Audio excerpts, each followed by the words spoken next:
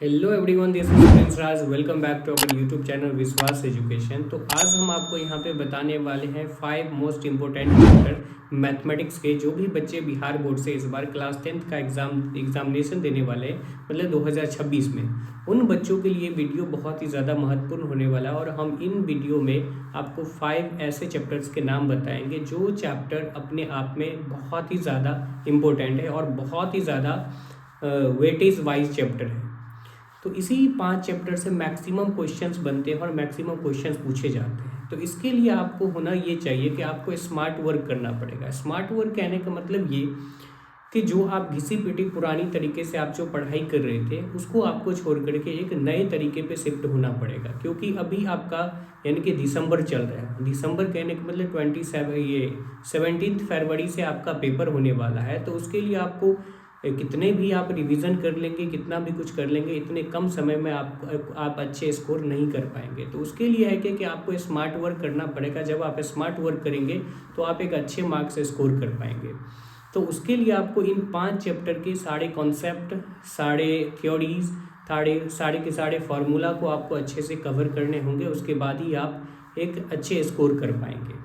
और अगर हम ये 5 चैप्टर आपको बता देते हैं तो मतलब ये नहीं होगा कि सिर्फ हम ये वीडियो देख लिए और बस हो गया, यहीं से चीज़ें ख़त्म हो गई। सिर्फ वो वीडियो तक ही नहीं रहना चाहिए, बल्कि आपको अपने रियल लाइफ में भी अप्लाई करना है। और जब आप ये वीडियो देख रहे हैं तो उसके देखने के बाद आपको एक शेड्यूल बनाना चाहिए, यानी कि डेली रूटीन जिसको कहते हैं। कि अब देखिए 5 चैप्टर है, 5 चैप्टर में कई सारे टॉपिक्स हैं, कई सारे फार्मूलाज हैं, कई सारे कॉन्सेप्ट है, कई सारे थ्योरी है।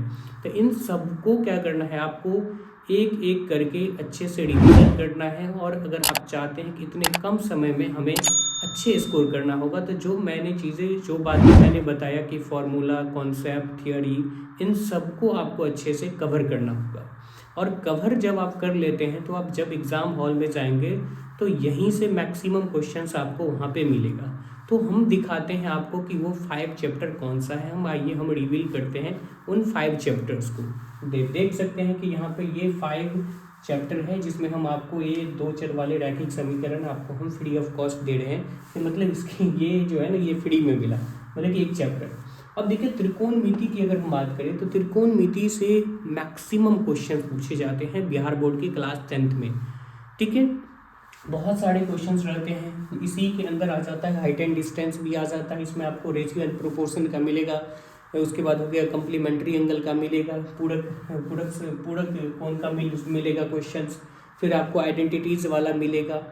ठीक है, तो आपको इसमें त्रिकोणमिति में सारे के सारे जितने भी फॉर्मूला है, वो सारे फॉर्मूला को अगर आप अच्छे से कवर कर लेते हैं तो त्रिकोणमिति का आप एक भी क्वेश्चन नहीं छोड़ करके आएंगे।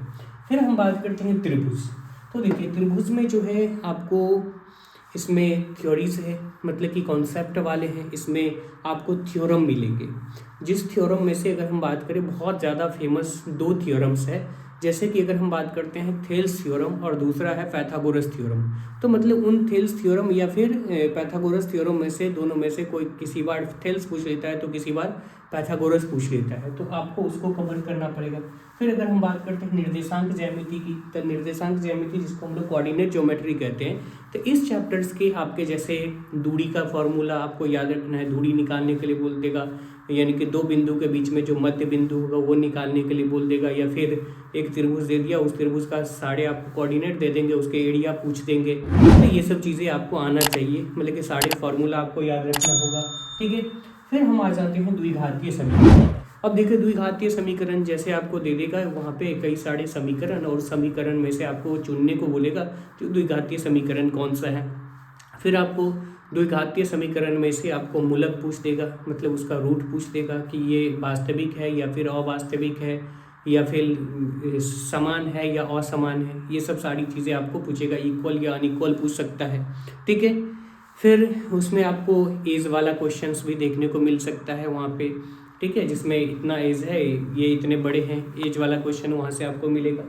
फिर अगर हम आ जाते हैं समांतर श्रेणी। समांतर श्रेणी में जैसे कि आपको को कुछ डेटा दिया रहेगा, उसमें आपको पूछेगा जो बताओ कि ये समांतर श्रेणी में है या नहीं, इसका 20वां पद क्या होगा, या फिर अभाज्य लगातार ये लगातार अभाज्य 10 संख्याओं का योग क्या होगा, अभाज्य संख्या 10 अभाज्य संख्याओं का योग क्या होगा, तो वहाँ पे SN बराबर फॉर्मूला लगाने होंगे। nth टर्म आपसे पूछ देगा, यानी कि D कभी पूछ देगा।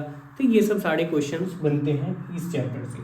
फिर अगर हम बात करें ये दो चर वाले रैखिक समीकरण, तो दो चर वाले रैखिक समीकरण से भी अच्छे क्वेश्चंस आपको आते हैं। और मैंने वीडियो में बात किया था कि चैप्टर 5 ही चैप्टर, लेकिन मुझे लगा कि नहीं, हम जो है यहाँ पे एक और चैप्टर को ऐड ऑन कर लेते हैं, तो फिर मैंने ये दो चर वाले रैखिक समीकरण को यहाँ पे ऐड ऑन कर लिया। तो ये थे आपके सबसे मोस्ट इम्पोर्टेंट 6 चैप्टर, यानी कि हमने पहले 5 बोला था और ये हो गया आपका कितना, 6 हो गया। तो आप इसको भी अच्छे से कवर कर लेंगे। जब आप इन 5 चैप्टर्स को करके जाएंगे ना, तो इसी 5 चैप्टर में से मैक्सिमम क्वेश्चन, मैं ये बता रहा हूँ कि 90% क्वेश्चन जो है आपको इसी 5 चैप्टर से आपको वहाँ पे देखने को मिलेगा।